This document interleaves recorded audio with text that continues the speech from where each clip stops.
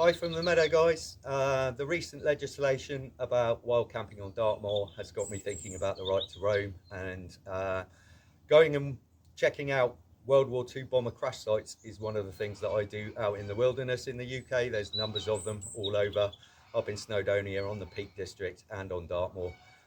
This is a little film I put together from a trip a couple of months ago where I went to a B24 Liberator crash site up on the High Peak in Derbyshire. Hope you enjoy the film. If you enjoy the content for the YouTube channel, please subscribe. There'll be more of this. I will be going up onto Dartmoor in the next month or two to go and check out another B24 crash site up there as well. So keep your eye on the channel if this is your thing. The Second World War is massively interesting to me, always has been. I live in a wartime lorry and get out to shows and all sorts. But wreck hunting is a bit of a hobby because it gets me out into the wilderness. Brilliant. Hope you enjoy the film. Cheers, guys. Bye. Hi guys, I'm up on the High Peak in Derbyshire today. The sound quality on this video means I'm having to record it because the wind was so strong. So that's Manchester in the distance. It's quite a blustery day, the clouds are a bit low, but I'm off to find a World War II bomber crash site up on the moor, sort of just over my shoulder up here, and we'll see how we get on. I'll put a few films together and publish.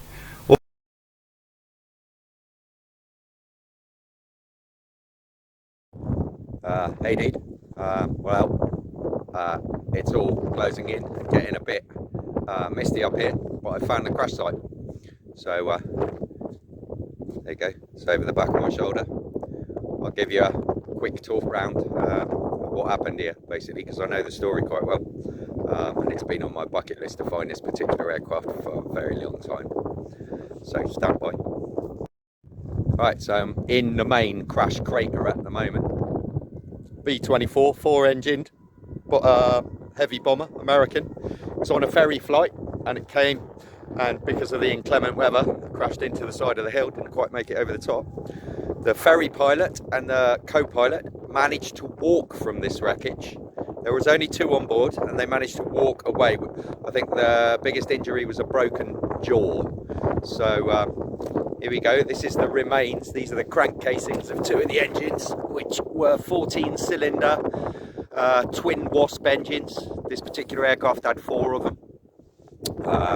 And that there is the hub reduction gear for the propeller.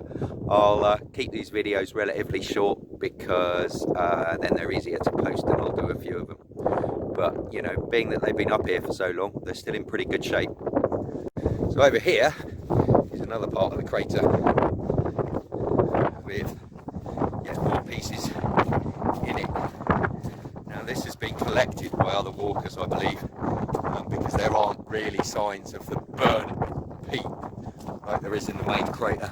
Yeah, well, maybe a little bit, but not half as much.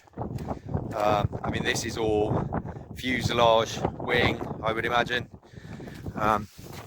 Ooh, that looks like a control surface hinge, maybe. Certainly looks beefy enough to be one. It's quite undiscernible, this particular pile, and you can see it's all just dusting off and disappearing now. So I'm going to have a hunt about, because apparently there's another engine and a large section of the wing, and it's a Davis wing, so very skinny. It's high lift, high speed wing. It was quite cutting edge at the time. So over here we've got the remains of the underside of the right wing. So this is the undercarriage. The tyre would have been on here. This is the oleo leg, and it folds out. So imagine this is upside down. So it would have been the other way round, and the tyre would have come out and locked. And this is the remains of one of the engine nacelles. Here we go, more stuff. This is armour plate. So that pilot protection, probably something like that, but that's definitely armour plate, and the rest of it's all aluminium. Right, I'll do another one.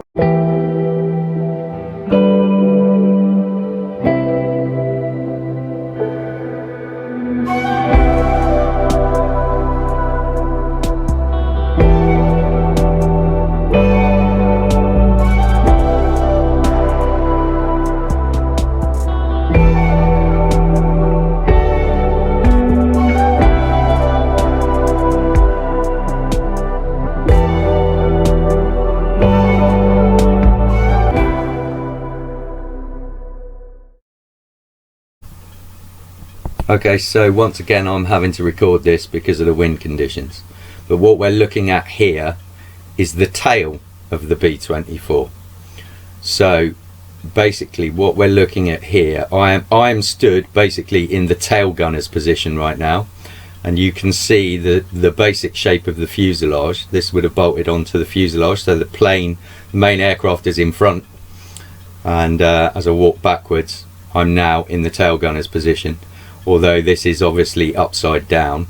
What we're looking at here, quite clearly you can see the hinges for the elevator surfaces on the back. So it's quite a substantial aerodynamic surface. It is not, however, a wing. It's definitely the tail, and over there it has an H tail, the B24, and that section would have attached to the end of the tail. So this is what remains of the tail piece, and over in the distance just down there I can spot more wreckage, so we're going to head down there. Right, so here we are by the last engine and another remaining piece of wing section. You can probably see, you can actually physically see the shape of the wing in this one. Look, you can see the curve of the Davis wing just over here. I don't know whether you can pick that up on the picture, but there's a pronounced curve to it. So this is definitely an aerodynamic surface, a lift surface. But the treat is the engine. So this one's in so much, there's so much more of it than the other two. So you can see the propeller stubs.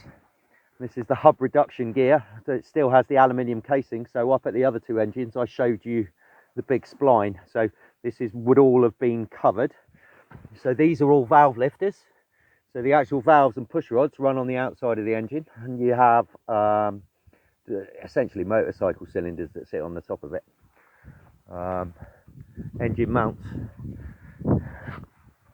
There's your supercharger inside there. Absolute belter, absolute belter. That's really in so much better condition than the other two. Brilliant.